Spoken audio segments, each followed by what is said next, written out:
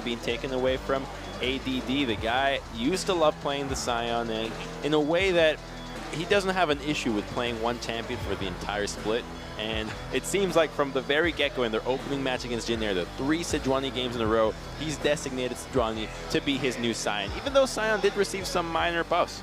So the pick, even though it hasn't seen that much success, it's enough for KT to say, we don't want you to have your comfort pick, let's get you out of that zone and force you into something a little bit less common for you. Yeah, definitely do like the ban. Oliana. I don't get the joke, but oh, it's a play on Ian's name and Oriana's name, because it's, if you do it correctly, you can make it so that Ian and Oriana sound somewhat similar, and or is like a sound that they make when something really crazy happens. So oh, Ian, like wow, like Ian. Oriana. Well, Ian. Unfortunately, Iana is not going to have Really trying to force that one. He's up against Galio, most likely. Pick against, just give it to Pawn. And we're going to get one of those matchups again where you don't have any kill pressure into the mid lane. But that doesn't look anything like Score. At least.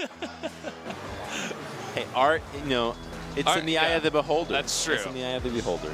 That's like the anime version of Score. Who doesn't want to have their own little anime version?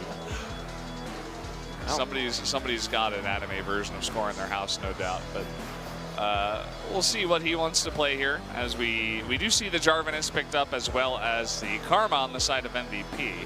Double flex picks for MVP so far, so KT's going to be having to draft conservative, and they do so by locking away the Caitlyn, and it was an expected pick, as the Caitlyn makes a lot of sense with the protect, the AD carry composition, and they're going with a very standard flavor this time around, something that we hadn't seen too much before. And we saw perhaps a hover that could have been the Oriana towards Pawn, but they're starting things off safe and sound with Galio in the mid lane and Rumble in the top lane, 2 pushing lanes, and Lee Sin still available. So early game power can definitely be drafted by KT, and they will be waiting on that second rotation before they decide what they want to complete their draft with.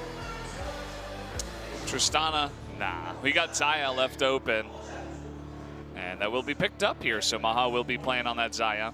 And of course, the Rumble for Smeb. He's been having not Smeb-like games recently in summer, and putting him on a nice comfort pick like Rumble is going to be quite nice. Any top-level top laner can play a pretty good Rumble at this point, so definitely like the choice. It's also a deny pick. The Cataclysm Oven, where you have the Equalizer inside the Cataclysm, is a combo that MVP tried against Samsung. It failed in their loss. However, it's a tried and tested combination. It's been working for years, and they want to make sure that they don't have it, because when you're dealing with protecting a carry like Caitlyn, that long-range CC and engage can really destroy your AD carry out of seemingly nowhere. So an understandable takeaway from KT, and it's a comfort pick for Smeb as well. Taking a look at some bans here now. More protection for Caitlyn taken away in the Lulu ban. We do see Talia bound out. Don't want to see Ian on that one. And taking away Mata's Zyra in the bot lane. Another big protect pick, as Zyra can always lay down her Stranglethorns, and anybody standing in it will be in relative safety, as diving into that is difficult to say the least. Oriana being the final ban, so it can be a Galio support. We have seen that before. Comeback and a couple of other supports have tried their hand at it with mixed success, but it makes us think that it's going to be that Galio in the mid lane, because these are 2 matchups that Galio can not really pressure too well. You do have the wave clear from these 2 picks being easy to match, the Galio pushing power, nullifying the pressure into the mid lane, and that is going to be the Graves into the jungle. So at least we don't get to see the Jarvan, we get to see the Jarvan, or we don't get to see the Jarvan jungle, it's Jarvan into the top side. And Cataclysm with Graves is still a strong combination. You can get inside there, proc that end of the line, and deal huge amounts of DPS to anybody caught in that wink. Yeah, and not even just Graves, but even the Featherstorm from the Xayah, some AoE damage out of Karma. Definitely you can see some semblance of a decent composition come together for MVP here. Will they go with a flex pick? Yes, it will be. It's going to be that Karma in the mid lane, and I like this draft quite a bit. It synergizes well with the double marksman, as it lets you get them into safety as well as engaging forward. And the Braum pick offers a lot of safety when you're dealing with the Rumble Equalizer, the Galio that will be trying to enter with his heroic entrance. As long as you have your magical journey up and ready, you can escape any danger that KT throws your way. So a smart draft from MVP, and KT will have to be playing their A game if they want to close this one out. Yeah. Also like the Tempered Fate, you know, if you want to set up some big combos, definitely does allow you to catch out some members, especially some of the squishy members of KT, such as Caitlyn. If you can get Caitlyn, that would be awesome. But not even only just Caitlyn, but Kha'Zix and even Rumble up on top would be nice catches there.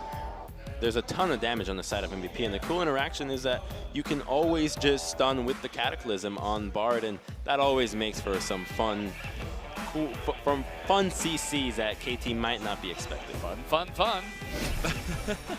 What other way is there to live?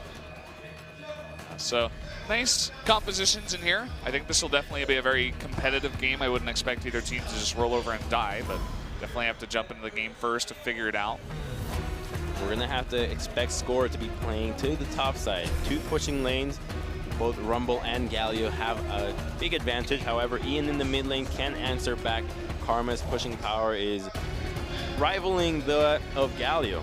And the pick will also be taking that teleport, so she can match that global presence that Galio brings to the table. And I'm curious to see how he plays this out, and especially the build. We can probably see a Athene's Holy Grail early on, but as for the rest, who knows? Yeah, so there you have it, guys. One last look at the compositions, and we're going to jump straight into KT versus MVP, game number 1.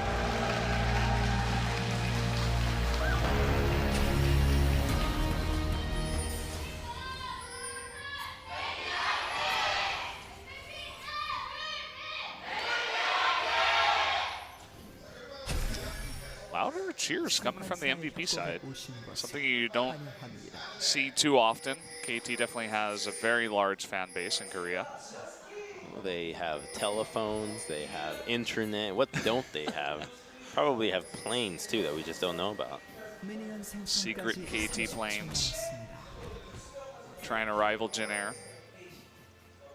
Jin Air is actually ahead of not just KT, but also SKT, another telecom company. So we've got it all. We've got chicken. We've got planes. What's next? We had washing machines actually way back when LGIM. So LG was sponsoring a team before. Done a lot of different stuff. We have Tigers. Tigers don't sponsor a team. Oh yeah, that's true. That's just the team name. The animal. The animal collectively sponsors a League of Legends team. The Tiger Tribe here in Korea, they decided, hey, let's sponsor a league team. So a big defense over these Raptors that Graves can fight and take away so easily with his end of the line. Smeb got one.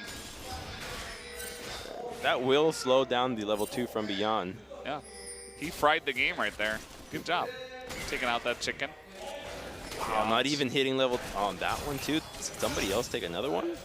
That should have been enough for level 2. Looks like Karma got one because he said 7 CS after the first wave. So yeah, that's Oh well. Ian. It is going to be Graves, so he can just farm back, and there are no plans of ganking early on with this Graves. The Braum lane is difficult to gank. Unbreakable makes it so that the Braum Q is harder to connect, and without that, Xayah CC is a bit unreliable at times, as you can just sidestep out of your feathers and not get rooted. You can see he's not too effective. Comes over here with level 3, has some nice jungle clearing as he is on the Graves. And we'll take that blue. And I think we can expect some action around the bottom lane, considering how many carries are in this game. Infernal. Look at this. They might go for an aggressive gank here. The flash forward. There's no cleanse on the Karma. There's the flash out of Ian, and first blood very easily given on over to Pawn. Karma just trying to play the wave clear game early on. Gets caught by surprise by the CC that Galio can bring in. This is why you see a lot of times people want to bring cleanse against this matchup. Unfortunately, there's nobody else to warrant taking cleanse, so the teleport is smart for them to bring, and we'll take another look at the replay here. This is Very well played. Starts with the taunt, waits for the duration as you see the little bar up top, and Score saves all his moves, save for the jump to finish off Karma and takes away first blood towards Pawn, who goes with a build that we haven't seen before from Galio, the triple Thorns ring. Well, I think we did see it today, earlier, just one time, but... Didn't make you play it? I thought it was D-Shield. No, he went for the triple Doran's ring, but definitely something new. You know, we used to see it up in top out of a lot of top laners that like to expend their mana. And, I mean, triple Doran's ring in mid lane is kind of interesting, but it definitely means that you won't be running out of mana anytime soon. He'll transition this one into a Spectre's Cowl, most likely. And Graves, Rumble is fancying a roam towards the mid lane. He does have flash. Oh boy, there's the easy taunt. Can they output enough damage is the question. That's slow with the harpoon. Doesn't look like it. Actually, the tether might kill Smeb. Oh boy, he ain't able to pick up a kill after a botched gank from Smeb in the mid lane. That is not the path to redemption. What seemed like a lane that was going KT's way, just the way they wanted it, turns out Smeb just comes in and says, you know what? we want it the hard way. Let's make sure we go right back down to 0. So the kills get evened out 1-1. And his advantage topside is already down the drain as he's forced to expend TP to get back to the topside, and ADD now is in an easier time. So you can see the idea, right? No flash onto Ian, but just the tether on Smeb gives Ian enough health back to survive and gets Smeb right underneath that turret. Really unfortunate. Oh boy. Series of unfortunate events for Smeb here. I wish you had more. That's a question mark ping moment. Yeah, definitely is. Oh, trying to get the stun here. Yeah. Maha taking a little bit of damage. Actually steps on a trap, it looks like. It looks like the net just barely missed. Well, that's the great combination that you can do with Braum. You proc the stun and it buys you just enough time to lay down that Yordle snap trap, proc your headshot. But early in the game, the headshots don't do a whole lot of damage. There's a Doran shield to account for. Yeah, it's your Doran shield and their Doran shield. Both Doran shields are just like, oh, well, there's not a lot of damage coming out. It's a 3-man attempt. KT really pressuring this top side of the map, and it's evident with the vision as they have a control ward in the pixel brush and double green wards in the entrance to the red side. And so they know that Graves is nowhere to be found, and with Kha'Zix roaming in the area, if a collapse were to happen, it most likely would result in a KT 2v2, considering there's an equalizer that almost always wins you these early game skirmishes. You see ADD zoned out from the wave, not even level 6 right now.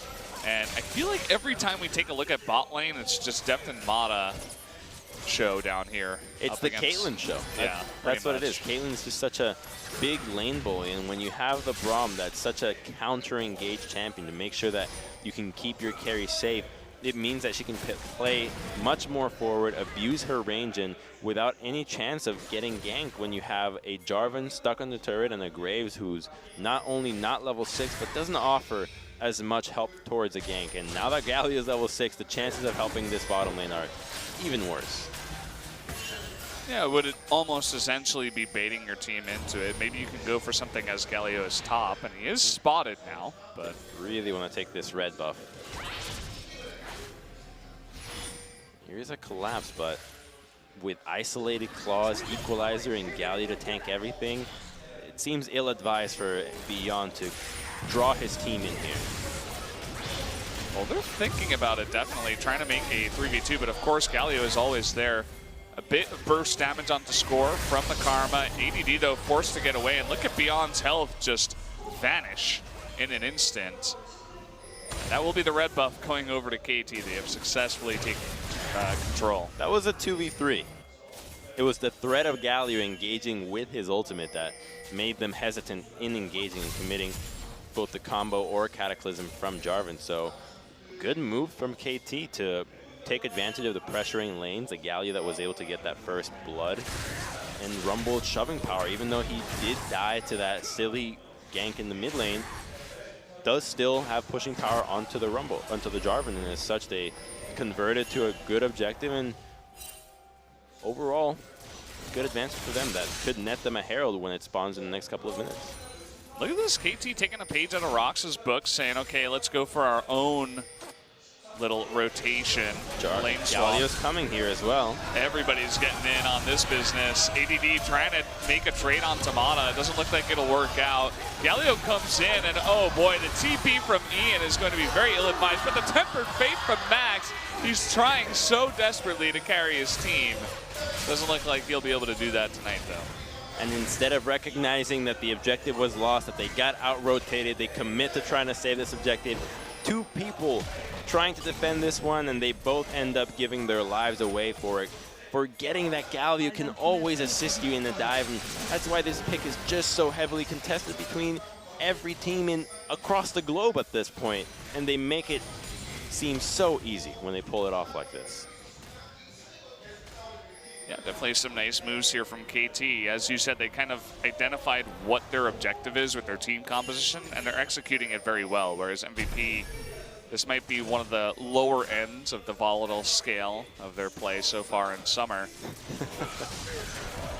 And Jarvan trying to clear the way, but overstepping his boundaries, gets a little fancy there, and with the Galio right into the trap from Caitlyn, so a great position from Def. Immediately gets in, and maybe you should have canceled that teleport. That's not a maybe. He definitely should have. Yeah. That's how you say it sarcastically. You said maybe you should have canceled that teleport. I'm not in the team anymore. I don't have to be passive aggressive. You can question mark ping from the booth. It's okay. Or from the desk rather. Beyond gets away from the equalizer, forced to burn his flash. And you can see that MVP, they're not giving up on this Drake just yet. Smeb is really trying hard to zone him out. They're nowhere near strong enough to take this fight. Jarvan is collapsing. They can get over the wall, 3 of their members. But they will just disengage. Karma has that Athene's Holy Grail, which is that semi-offensive, semi-defensive item that does heal your allies, and without your actual carries dealing enough damage, when you have a Xayah sitting at only a BS sword and Graves without even boots available, there's no chance of them winning a fight. The base values from every member on the solo, on the top side of KT, is too strong to contest any of these objectives, so it's in their benefit that it was that Infernal Drake. Yeah, the Infernal is so good for their team too. The Caitlyn, the Kha'Zix, and the Rumble. Just going to benefit so much. Even the Galio, I mean, he's going to be super tanky, but he adds a little extra kick to his already high base damage.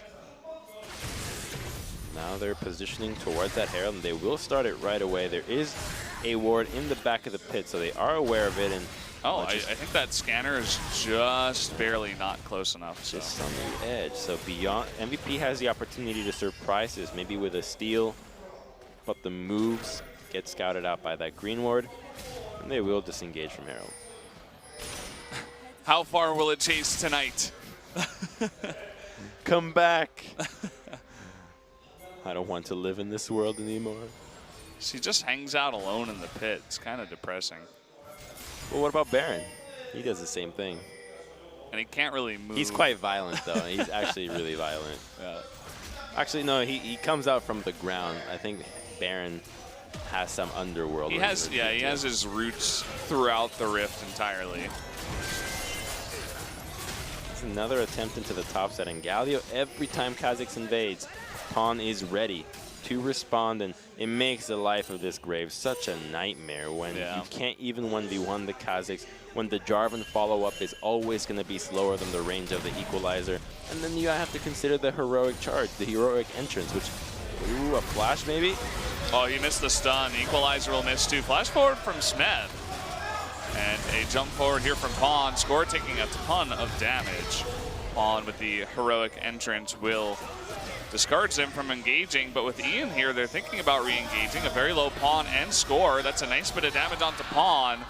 But fortunately, can dash away to safety, and MVP cannot follow up. And the more attention that KT bring to the top side, the less likely that this bottom lane is going to receive any help. And this opens up Deft and Mata to go for that first brick, seemingly by themselves. The turret is almost at one more wave that if they can just get some alone time there without any defense, that first brick going to a Caitlyn that revolves around the later stages of the game will be a huge boon to their composition. ADD, it doesn't look like he has Flag and Drag. Okay, he's waiting for the engage, and he even burns his flash. Oh, the Deathfire touch and just the burn in general will be enough to take him out. And so Beyond is just running back to his jungle, spamming the question mark pings, no doubt. Stone face Smeb there, not even recognizing ADD's mistakes. Like, yep, I knew this was happening. I knew he'd be feeding me. He saw it coming. And it looks like this time no ward in the pit, so this will definitely be easy for KT to take.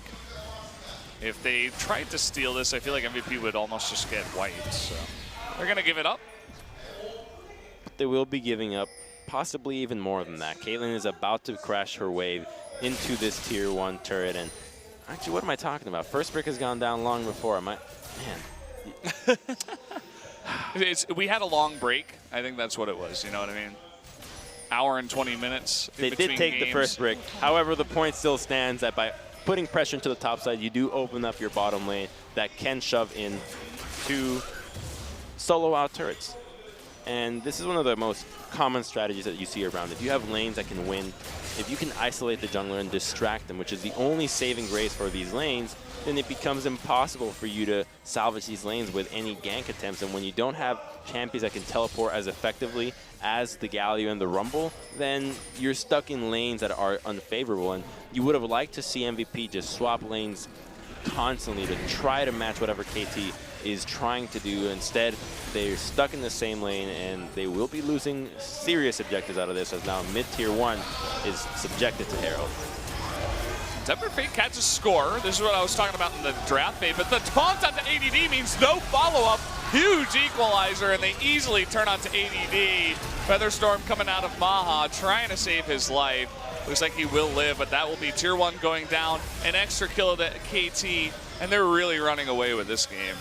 No one goes down for them. The engage onto score. However, there was nobody there to follow up. His flash was up. There was no angle for Max to connect his Q, and as such, he just gets away and still alive. The commitment from the Jarvan without anybody to follow up means that he just gives his life and is a martyr for MVP with no avail. You could see they were even sticking around to chip away at that tier 2.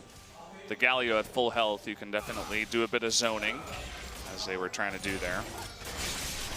It's 20 seconds onto this Cloud Dragon. However, it's not the most important. We'll take another look right here. Comes with the Tempered Fate.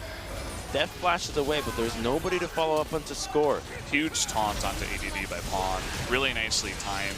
Second the TP came in. And the equalizer from Smeb was so critical in ensuring that MVP could not follow up. They had to make the choice of, do you walk forward into a Caitlyn through the equalizer, or do you just retreat? And the answer is almost always going to be to retreat, because when he has that Leandry spike this early on, and you don't have any magic resist save for Karma's Athene's Holy Grail, you're going to be roasted. You're going to be roasted. Yeah, you're going to be roasted. I was that's it. thinking of some adjectives, but roasted is enough. Well, MVP's threatening this, but again, they're so far behind that. Rook of Rumble. This is a great equalizer position. And Galio from behind with the TP. Uh-oh, there's the equalizer. Oh, them are getting tunked down so big. And Pawn now in from behind. This is just hurting the cattle at this point, man. Poor MVP. They're getting totally destroyed so far. Beyond's going to go down. That's a double kill to Smeb. And his Rumble is popping off. Max, no escape for you either. Score going to pick up that kill. Oh, yeah. This one's run away. If there was a Baron up, KT could be taking it right now, but it's too early.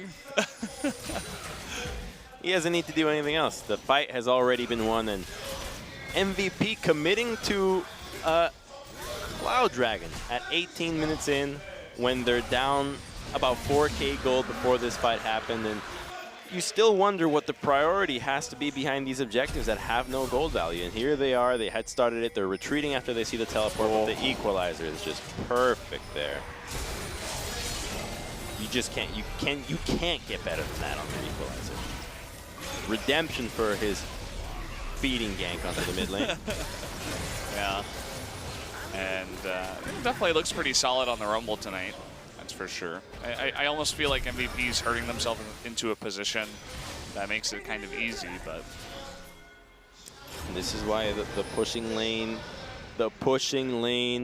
point has been hit a million times over. It's the nail that just never stays down. You have to always talk about it, because when you draft this way, it always benefits you. And KT taking full advantage of it. Now they're taking over the red side jungle. They're preparing for that dragon, that Baron that will come up in 1 minute. They're strong enough to take it at this point. They have members that can tank it. They have the isolation from the Kazakhs and the Liandry. So it's no secret that if they push this advantage and they get 1 or 2 picks, they'll go straight for that Baron and try to close this out game, you know, incredibly rapid fashion. Yeah, I think even without getting picks, they could probably just turn onto it, but not sure if they want to take the risk. KT has shown that they're willing to at times. Now, just trying to take out another turret, it seems. But look at the damage onto Ian. That's unbelievable. Smeb, though, did he get a little bit too feisty? It looks like the answer is no, as he does get away. A nice flash there from Mata to defend with the Unbreakable. Cool play. Yeah, great block on that ultimate. I don't think it would have killed Smeb, however. Remember that is a Graves that has fallen behind, so to kill a tanky Rumble that has a Ninja Tabi's under his belt is unlikely, considering he was at maybe 30% HP. Well, we got Baron spawning now. All of KT's in the bot lane. Looks like they are just going to use that Caitlyn and the advantage they already have. The static Shiv on the Caitlyn to just push in lanes. Thought maybe they would commit to bot, but seems like all the members definitely have a lot of gold banked up. Especially after taking tier 2 mid. So they're just going to go back, all buy, and then head towards that Baron side. We'll take another look here. It's going to be Smeb harassing Ian from the side, and a great equalizer, denying him from entering the base, forcing out the flash. And the equalizer also cuts off any attempt to follow up on the Cataclysm. Cool. That wouldn't have killed him, especially with the shield. But you can see Mata, he's on point tonight. Got to give that to him. He just wants to he wants to get style points. You just don't see those in your post-match thread. In your end game score, you don't get style. It's unfortunately watered down to just letters. It's just letters, right? You get your A- or S. Yeah. It all depends on how many words you play. It needs style points, man. It's got to be the new stat coming 2018. Style. Every game has a judge that watches and just judges style points to each player in the game. Boy, that's the future I want to see in esports. Oh, yeah. What would you give Mata for this game so far? Actually, for that play. That move was entirely style, right? As we said, like, he wouldn't have died. He wasn't really saving anything. But yeah, that's like that was pretty sick. I'd give that like an 8. 8 for style. Yeah. Here's that Baron rush. No vision means that Beyond can't even try to steal. Mata's sitting there with Unbreakable. Blocks it anyway. And Beyond, oh boy, aces the hold the flash forward from score. And Pawn looks to want to follow up. He wants to add some more kills under his belt. He's been only getting assists this game. We got another scrim in our hand. That's really what this is. Oh boy. This is one of those games where you scrim the main team, and then they're like, yeah, you know what? You want to scrim the sister team? So, actually, the first time I came to Korea was like 2012. We were playing in OGN, and we were playing against Zenix Storm, and they crushed us so hard that they said, you can't scrim us anymore. You have to beat our B team before you play us again. So they relegated us to play against Zenix Tempest, and they were more around our level. I think it took us the entire month to take them down, but by that point, we had actually already Take them down once? No, to like keep up with it, to like consistently beat them. But by that point, we already lost in OGN, so it didn't really matter. Sad times. The good I mean, old you days. came out to Korea, and that was a pretty good experience, no doubt. Yeah, it was a good experience. I mean, I've been Look over at you, you're just sitting in silence with your head in your hands. I'm like, oh. Was it a good experience? I'm not sure. Well, this is certainly a not-so-good experience for MVP. They're down 10,000 gold with a Baron push against one of the most obnoxious champions to play against when you're behind, which is Caitlyn, I feel. I actually banned Caitlyn in solo queue. Do you really? Yeah. I thought Blitzcrank was your big solo queue ban for a Not while. anymore. At least I can practice dodging his hooks. I'm a perma Zac banner. I played against it one game and I was just like, no, this isn't happening in any of my games anymore. I'd imagine MVP would feel the same way about Galio this time around. As Hey, we had the sign earlier. It said ban Galio. how many times must it be repeated that Galio is super broken? Oh, look at the style dodge there from Deft. And Smeb trying to add some style points. Will he get that kill? Leandri's Deathfire touch, barely not enough with the heal. And, well, guys, it looks like this will be a quick one. Might just be a quick day today. This is not looking like the very competitive MVP we've seen at times. Well, yeah, I think with that MVP was left behind in spring. It's unfortunately the summer season this time around, and the woes that they encountered in their earlier matches are even more apparent this time around. However, KT has been playing a solid game, and you would expect the top team, as the standards that they hold themselves to do this to teams that are on paper worse than them. The one thing I want to see, you know, we've been memeing a little bit about it, but seriously, ban the Galio against Pawn. I mean, he's been playing it so much. He's so good at control mages and just pushing mages types, and it's so good for him. And so good in general anyway. Just take it away from KT. Don't let him play it. It's time to stop Galio. It's time to put an end to the madness that is the Gargoyle. Look at his itemization. That is so gross. That is disgusting. Ugh. I'm revolted. I'm withering inside thinking about being Graves or Zaya hitting a Gargoyle Stone Plate Thornmail Galio. At 25 minutes. She doesn't even have 2 items. That's a Phage. He's got a hammer trying to crack this Gargoyle. It would approximately it's a wooden take hammer. him. It's a wooden hammer. It would too. take him about 5,000 years to actually kill Galio by himself. Let's be real. I think if he had a regen item, he probably would not even suffer damage. It's coming soon. Out of Pawn.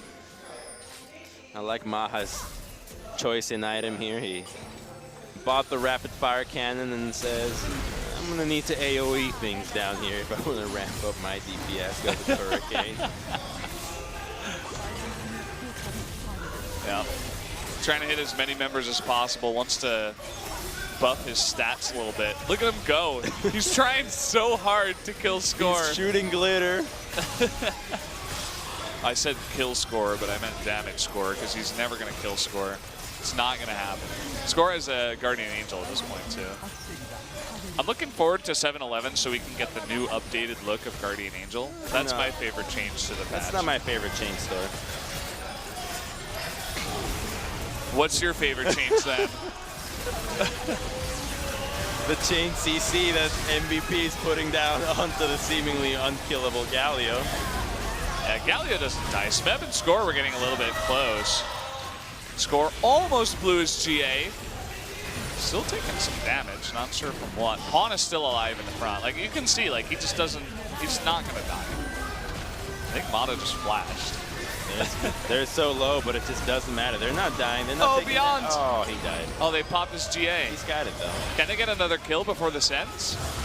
Doesn't look like that is the case. So that's going to be game number 1 going over to KT in 27 minutes. 1 kill away from a perfect game, believe it or not, and KT back with a vengeance. However, a team that we always need to have reservations about, similar to Africa, who has an incredible ability to win game 1 in a perfect fashion. KT has unfortunately been labeled in the same boat, where winning game 1, no matter how well they do it, you always have to have some doubt for game 2 and possibly game 3. You can see the smirk on Smeb's face. He just knows he was the feeder in that game that denied the perfect game.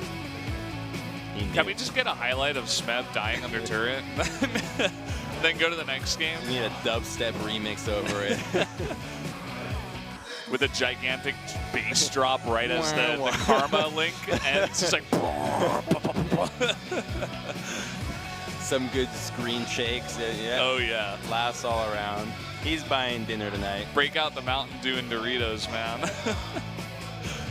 The karma from Ian. Looked like the only hope at many times in that game as well. Really? You held hope?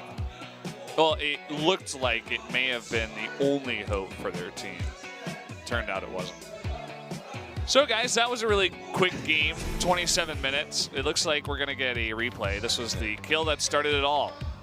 Great gank, level 3. Always have to respect it. A 3-minute gank from Kha'Zix, and that's why this champion is still so contested. This is the time, the only death, the only Brother Smeb, big mistake that I guess KT made was trying to pressure mid a little bit too hard. Not enough screen shakes. And this great rotation, just using their composition to a great advantage. We're going to get a freeze frame of this. Look at this. We Look at the must positioning. remember. So good. You guys don't get to see the rest. Not on this broadcast. Print that one out yet. Not suitable. Refresh your browser. It's mature audiences only. Yeah. You got to put up the you got to put up the VPN to view that one in Korea. So, guys, we are going to jump into a commercial before we go into game number 2. I hope it is as